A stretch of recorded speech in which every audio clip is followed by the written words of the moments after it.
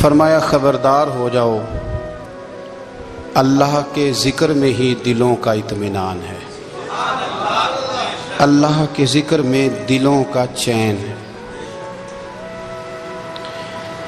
لوگ بہت سارا مال، بہت ساری دولت، بہت ساری عقل اور بہت سارا شعور ہونے کے باوجود بے سکون ہیں۔ جس چیز نے زمانے کو تکلیف میں مبتلا کر دیا ہے اور جو چیز ڈھونڈنے سے نہیں ملتی وہ اطمینان ہے، وہ قرار ہے۔ لوگ بھیک مانگتے ہیں، منت کرتے ہیں، دہائی دیتے ہیں کہ کہیں سے سکون کی دولت مل جائے، لیکن وہ میسر نہیں آ رہی۔ بڑے بڑے لوگ ہیں، اور میں عرض کر چکا ہوں کہ مالدار بھی ہیں اور عقل مند بھی ہیں، باشعور ہیں، پڑھے لکھے ہیں، پر قلبی سکون، راحت، اطمینان، چین انہیں میسر نہیں آ رہا۔ راتیں جاگ کر گزر جاتی ہیں، دن آزمائش میں بیت جاتا ہے۔ وہ کبھی اس کے لیے ٹھنڈے علاقوں کا سفر کرتے ہیں، کبھی دوستوں کی مجلسوں میں جا کر کے بیٹھتے ہیں، کبھی گھر سے دور اکیلے میں تنہائی میں وقت گزارنے کی کوشش کرتے ہیں، لیکن دولت سکون ناپید ہوتی ہے، میسر نہیں آتی۔ عرش کا رب فرماتا ہے کیوں تو بھٹکتا پھرتا ہے، کیوں دائیں بائیں جاتا ہے، چپ کر کے مسجد آ جا اور لوگوں سے بچ کے تنہائی میں میرا ذکر کر۔ اللہ ملے گا کیا؟ فرمایا اعلیٰ بذکر اللہ تطمئن القلوب، میں تیرے بے چین دل کو چین عطا کر دوں گا۔ وہ تیرا تڑپتا اور پھڑکتا ہوا مزاج، اسے میں سکون کی دولت دوں گا۔ یہ تجھے کہیں اور نہیں ملے گا، یہ میری یاد میں ملے گا۔ یہ چین، قرار، سکون تجھے یہیں میسر آئے گا۔ اطمینان قلبی زندگی کا حسن ہے بھائی، دولت سکون اصل ہے۔ بڑے ٹھنڈے کمرے میں کچھ لوگوں کو نیند نہیں آتی، اور داتا صاحب رحمت اللہ علیہ آپ جائیں تو دونوں سڑکوں کے بیچ جو فٹ پاتھ ہے نا، اس پہ بھی کچھ لوگ سوئے ہوتے ہیں۔ ادھر سے بھی گاڑیاں گزرتی ہیں، ادھر سے بھی گاڑیاں گزرتی ہیں، لیکن بس نیند ہے نا، اللہ کا فضل ہے، اس نے دے دی ہے، آنے والوں کو آ گئی ہے۔ اطمینان قلبی، میرا معاشرہ بے سکون ہے، بے قرار ہے۔ مجھے کچھ لوگ کہتے ہیں جی میں آج کل بڑا بور ہو رہا ہوں، تو میں کہتا ہوں یار ہمیں تو ٹائم ہی نہیں ملا آج تک بور ہونے کا، نہیں وقت ہی نہیں اتنا میسر آیا، کون سا ٹائم نکالے جس میں بندہ بور ہو۔ وہ تو ہے کہ انسان کچھ فارغ ہو، کہیں اس کے پاس گنجائش ہو تو بور بھی ہو لے۔ کیسے بور ہو لیتے ہو؟ یہ کیا ہوتا ہے بور ہونا؟ زندگی میں اتنا وقت ہی کہاں ہے کہ انسان بور ہوتا پھرے اور یہ تصور بناتا پھرے کہ میں بڑی آزمائش میں ہوں، تو میں بڑے بور ہو رہا ہوں، تو میں بڑی تکلیف میں ہوں۔ تو وقت بہت زیادہ ہے ہمارے پاس، لا یعنی کاموں میں ضائع بڑا ہوتا ہے، تو ہم بور ہوتے ہیں، پریشان ہوتے ہیں۔ اللہ فرماتے ہیں یہ جو میری یاد ہے نا، لیکن اس کا بھی ایک طریقہ ہے یاد کا، اس طریقے سے اگر میرے رسول کریم علیہ السلام نے فرمایا اللہ کا ذکر اس طرح کرنا کہ دیکھنے والا تمہیں دیوانہ سمجھے، لوگ سمجھیں کہ کوئی مجنون ہے، کوئی جنونی ہے، کوئی پاگل ہے۔ یہاں اللہ تعالیٰ معاف کرے، آپ ذکر کی مجلس چھیڑیں، آپ نعت شریف کی مجلس چھیڑیں تو بہت سارے لوگ پروفیسر بن جاتے ہیں، وہ ساری نہیں ہلاتے، ان کی زبانی حرکت میں نہیں آتی۔ حالانکہ رب کریم کا ذکر اس طرح کرو کہ دیکھنے والا تمہیں دیوانہ سمجھے، کہیں اور کھونے کی ضرورت ہی نہیں۔ میرے حبیب گویا ہمیں فرماتے ہیں تو رب کے ذکر میں اس طرح کھو جا کہ تجھے دنیا کا خیال ہی نہ رہے، تجھے پھر دنیا کی ہوش نہ رہے۔ لیکن اگر نماز میں بھی خیال غیر آئے، ذکر میں بھی توجہ کہیں اور ہو، زندگی میں وہ عجیب لمحہ تھا، وہ میرے ساتھ تھا اور میں تنہا تھا۔ اگر ماحول یہ ہو کہ آپ کہیں جسم کے ساتھ تو موجود ہوں، روح موجود نہ ہو، تو پھر لذت ذکر بھی میسر نہیں آتی، پھر کیف نہیں حاصل ہوتا۔ یاد رکھیں کہ اس طرح کھو کے رب کی یاد کہاں سے کیف آئے گا؟ الجھ ہی پڑا گئے ہیں۔ وہ مستی، وہ سرور، وہ کیف جو اللہ کے ذکر میں ہوتا تھا، جو کبھی مرشد کامل کے سامنے بیٹھ کر لوگ اللہ اللہ کرتے تھے تو لگتا یہ تھا کہ یہ یہاں ہیں ہی نہیں، یہ تو کہیں اور چلے گئے ہیں، یہاں موجود ہی نہیں۔ لیکن اب وہ موج نہیں، وہ شوق نہیں، وہ درد نہیں، وہ ذیل نہیں۔ اقبال تڑپ کے کہا کرتے تھے خرد کی گتھیاں سلجھا چکا ہوں، یا رب مجھے صاحب جنوں کر دے، اللہ مہربانی فرما، وہ کیفیت دے، وہ سرور دے۔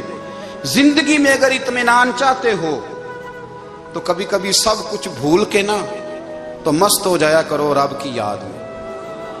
کبھی کبھی چھوڑ دیں دنیا، چھوڑیں یار موبائل، کسی وقت کریں اس کو بند، چھوڑیں اس بات کا خیال کہ فلانے نے سلوٹ کیا ہے کہ نہیں کی، چھوڑیں۔ حضرت باجزید بستامی رحمت اللہ تعالی علیہ فرماتے میں نے اعتکاف کبھی اپنی مسجد میں نہیں کیا، اس لیے کہ سارے ہی ہاتھ چومنے والے، سارے ہی پیار کرنے والے۔ فرماتے میں جب اعتکاف کرتا تھا تو میں بستام سے دور نکل جاتا تھا جہاں کوئی مجھے جاننے والا نہ ہو۔ اٹھ بلیا چلو تھے وسیے جتھے وس دینی سارے ینے، نہ کوئی ساڈی ذات پچھانے تے نہ کوئی سانو مننے، چل ادھر چلیں۔ اٹھ بلیا چلو تھے وسیے جتھے وس دینی سارے ہی انے، نہ کوئی ساڈی ذات پچھانے تے نہ کوئی سانو۔ اتنا شوق ہے سلوٹ کرانے کا، اتنا شوق ہے تعارف کرانے کا، اتنا شوق ہے اپنا بتانے کا، تو یہ چیز غلبہ کر جاتی ہے، پھر نام رہ جاتا ہے، روح نہیں رہتی، پھر وجود رہ جاتا ہے، پھر باطن کی کیفیت نہیں رہتی۔ خدا را اپنے آپ کو بے چین نہ کرو، بے قرار نہ کرو، بے سکون نہ کرو، رب کی یاد میں آ جاؤ، درود و سلام میں آ جاؤ، نعت کے حسن میں آؤ، تلاوت کی دنیا میں آؤ، سجدوں کے نور میں آؤ۔ آؤ کبھی کھول کے دل مسجد کی صفائیاں کریں، آؤ نہ کبھی کوئی بوڑھا، دادی، نانی، دادا ان کے پاس بیٹھ کے پیر دبا کے اللہ کو راضی کریں۔ یہ کیف والی جگہ ہیں، یہ سرور والی جگہ۔ اتنی بے چین ہماری زندگی ہے، بے قرار ہے، تڑپتے ہوئے لوگ، لڑتے ہوئے لوگ، ایسے لگتا ہے ابھی ایک دوسرے کا گریبان تھام لیں گے، بے قرار، بے چین۔ کسی کو انتظار کا کہا جائے نا کہ 10-20 منٹ کسی کا انتظار کرو تو بعض لوگ مجھے ایسے لگتا ہے جیسے یہ ان کا کلیجہ پھٹ جائے گا، ڈاکٹر کے انتظار میں بیٹھے ہیں تو بڑے پریشان ہیں۔ کسی کو ملنے گئے ہیں کو آدھا گھنٹہ بیٹھنا پڑ گیا تو بڑی دقت میں ہیں۔ اپنے آپ کو سکون دیں۔ آپ یقین کریں بڑا مزہ آتا ہے، کبھی کسی کا انتظار کرنا پڑے تو 2-4 تسبیح درود شریف پڑھی جاتی ہے، یعنی ذوق بن جاتا ہے کہ چلو اللہ نے موقع دیا ہے، کوئی سرکار کو یاد کر لیں، تنہائی مل گئی۔ ہمارا مزاج جس سختی کا شکار ہے وہ سختی آہستہ آہستہ ہمیں زیادہ آزمائش میں ڈال گئی۔ تو میرے بھائی زندگی میں اطمینان حسن ہے، اور وہ سب سے زیادہ اللہ کی یاد میں ملتا ہے، وہ سب سے زیادہ رب کریم کے ذکر میں۔ سب سے زیادہ جو چاہتا ہے نا دل ٹھنڈا رہے، زبان میٹھی رہے، وہ مدینے والے محبوب پہ درود و سلام پڑھا کرے، وہ حضور پہ درود و سلام پڑھا کرے، زبان میٹھی رہے گی۔ میرا ذاتی تجربہ ہے کہ جو آدمی اپنے اخلاق سنوارنا چاہے وہ حضور پہ درود شریف پڑھے، جو اپنے اخلاق سنوارنا چاہے، طبیعت کو ٹھنڈا رکھنا چاہے، وہ درود شریف پڑھے، اس کا دل سکون میں آئے گا۔ کچھ کام اور ہیں زندگی میں اطمینان کے لیے، ان کا ہونا بھی بڑا ضروری ہے۔ سب سے پہلے اگر آپ چاہتے ہیں نا زندگی میں سکون ہو تو حقیقتوں کا سامنا کرنا سیکھیں، آپ جو ہیں وہ رہنا سیکھیں، جو آپ نہیں ہیں وہ بننے کی کوشش نہ کریں۔ حقیقت کا سامنا کرو گے تو زندگی اطمینان میں آ جائے۔ ہم نے نا بہانے بنا لیے ہیں، ہیلے بنا لیے، جھوٹ کے سہارے اپنے آپ کو اونچا کر لیا۔ ایک آدمی سے کہا جاتا ہے تو رشوت نہ لے، تو کہتا ہے میں غریبوں سے نہیں لیتا۔ تو میرا سوال یہ ہے کہ امیروں کا حساب لینے کی اللہ نے تیری ڈیوٹی لگائی ہے، تیرے ذمہ لگایا ہے کہ تو امیروں کا حساب کر، تمہیں کیا ضرورت پڑی ہے؟ ہم نہ بہانہ کرتے ہیں، رشوت لینے والے کا الگ بہانہ ہے اور سفارش والے کا الگ بہانہ ہے۔ حقیقت کا سامنا کریں، حقیقت کا۔ جو میرے ذمہ داریاں ہیں وہ میں نے پوری کرنی، جو آپ کی ذمہ داریاں ہیں وہ آپ جان نہ چھڑائیں، حقیقت پسند بنے۔ میرے رسول کریم، پھر پڑھیے درود شریف صلی اللہ تعالی علیہ وسلم۔ حضور صلی اللہ علیہ وسلم نے فرمایا کہ میری بیٹی سیدہ فاطمہ الزہرا رضی اللہ تعالی عنہا صرف جنتی نہیں، جنتی عورتوں کی سردار ہے۔ لیکن حضور نے یہ بھی فرمایا کہ فاطمہ یہ خیال رکھنا اگر اللہ نے حساب پوچھا تو حساب تم نے خود دینا ہے۔ حقیقت کی طرف توجہ کرائی حضور نے۔ وہ صرف جنتی نہیں، جنتی عورتوں کی سردار ہیں، پر حقیقت کی جانب توجہ۔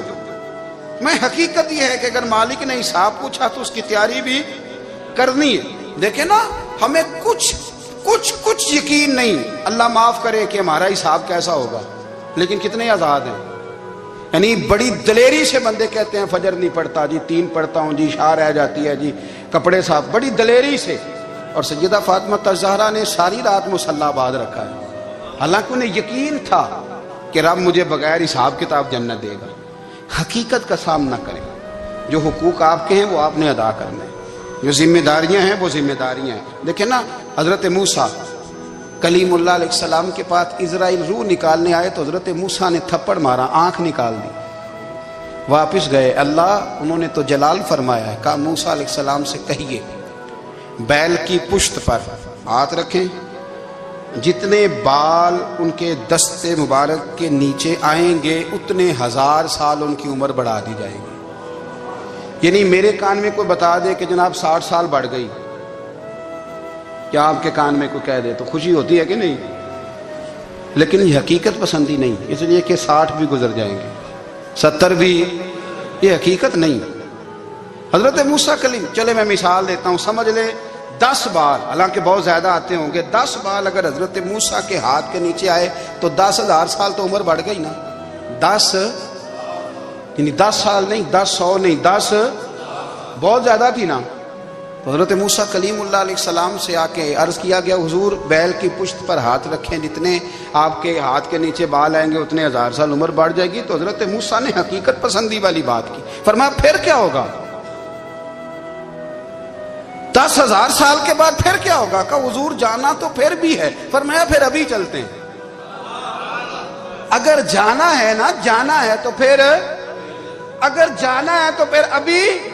اور سجنوں، اگر نماز پڑھنی ہے تو ابھی کیوں نہیں؟ اگر داڑھی رکھنی ہے تو پھر رمضان کا انتظار کیوں کریں، ابھی کیوں نہیں؟ اگر سچ بولنا ہے تو پھر، اگر رزق حلال کھانا ہے تو پھر انتظار کا ہے گا۔ حقیقت ہوتی ہے، بہانہ ہوتا ہے، حقیقت چھپ نہیں سکتی بناوٹ کے اصولوں سے، کیونکہ خوشبو آ نہیں سکتی کبھی کاغذ کے پھولوں سے۔ یہ بات یاد رکھیں، اگر جانا ہے تو حضرت کلیم فرمانے لگے پھر 10,000 سال کے بعد بھی جانا ہے تو آج بھی۔ ہمیں بے قراری زندگی میں اس لیے کہ ہم حقیقت پسند نہیں، ہم بہانوں میں، ہم ہواؤں میں جیتے ہیں، ہواؤں میں، خیالات میں زندگی گزارتے ہیں۔ بڑا ٹائم پڑا ہے، مثلاً کتنا میرے رسول کریم صلی اللہ تعالی علیہ وآلہ وسلم نے ایک دن صحابہ سے فرمایا تمہیں حیا نہیں آتی؟ حضور کیا ہوا؟ فرمایا وہ والے مکان بناتے ہو جن میں تم رہ نہیں سکتے، وہ والا مال جمع کرتے ہو جو کھا نہیں سکتے، حیا نہیں آتی؟ عرض کی حضور حکم کریں تو محبوب فرمانے لگے جوتے کا ایک تسمہ بند کرتا ہوں تو سوچتا ہوں دوسرا بند کرنے سے پہلے موت آ جائے گی، ایک سانس اندر جاتی ہے تو دوسرا آنے سے پہلے میں یاد کرتا ہوں کہ مجھے دنیا سے جانا ہے۔ تمہیں حیا نہیں آتی؟ وہ مکان بناتے ہو جن میں رہ ہی نہیں سکتے، وہ مال جمع کرتے ہو جو کھا۔ حقیقت پسند نہیں بھائی ہم۔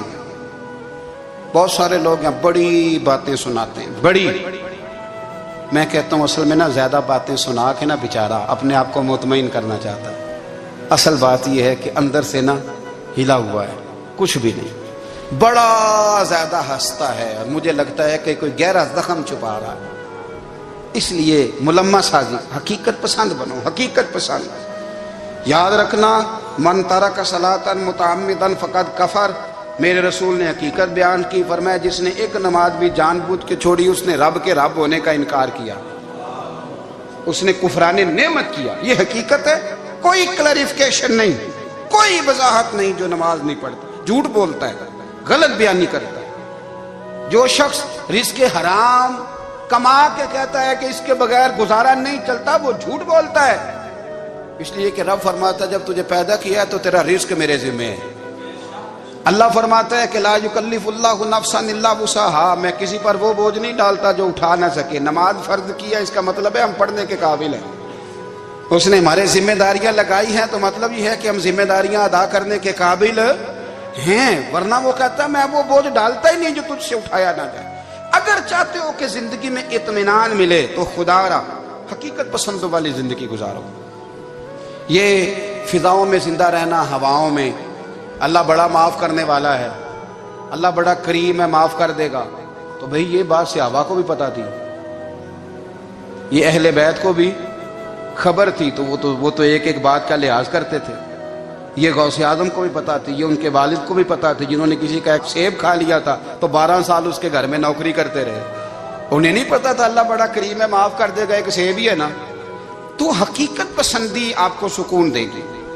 اور اگر آپ نے اپنے آپ کو غیر مطمئن کیا ہوا ہے، بات کچھ اور ہے، اور آپ نے اپنے آپ کو ڈال کسی اور طرف لیا ہے، تو پھر آپ کو سکون مل سکتا؟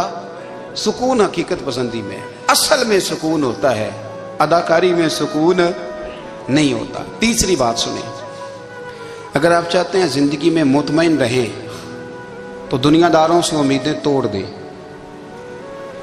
اللہ اور اس کے رسول سے امید وابستہ کریں، اولیاء اللہ سے امیدیں وابستہ کریں، صحابہ اور اہل بیت سے امیدیں، اللہ اور اللہ والوں سے امیدیں، دنیا داروں سے امیدیں. آپ کو پتہ ہے دنیا دار کی تباہی کب ہوتی ہے؟ جب انہیں خوش آمدی مل جاتی ہے. چودھری کا بیڑا اس وقت غرق ہوتا ہے جب اسے چودھری کہنے والے زیادہ ہو جاتے ہیں. سیٹھ صاحب اور نواب صاحب بیچارے تباہ تب ہوتے ہیں بھولے پن میں، جب ان کے دائیں بائیں ریلا ہوتا ہے سیٹھ صاحب کہنے کا. لوگ انہیں کھانا چاہتے ہیں، پیار ان کا نہیں ہوتا، ان کی جیب کا ہوتا ہے. محبت ان سے نہیں ہوتی، ان کی کرسی سے ہوتی ہے. ضروریات کا پیار ہوتا ہے، تباہ کر دیا جاتا ہے. ہماری ساری توقعات دنیا داروں سے وابستہ ہو گئی ہیں. ناراض نہ ہونا، پیروں نے، مولویوں نے، درویشوں نے، انہوں نے بھی سیٹ رکھے ہوئے جلسوں کی صدارت کرانے کے لیے.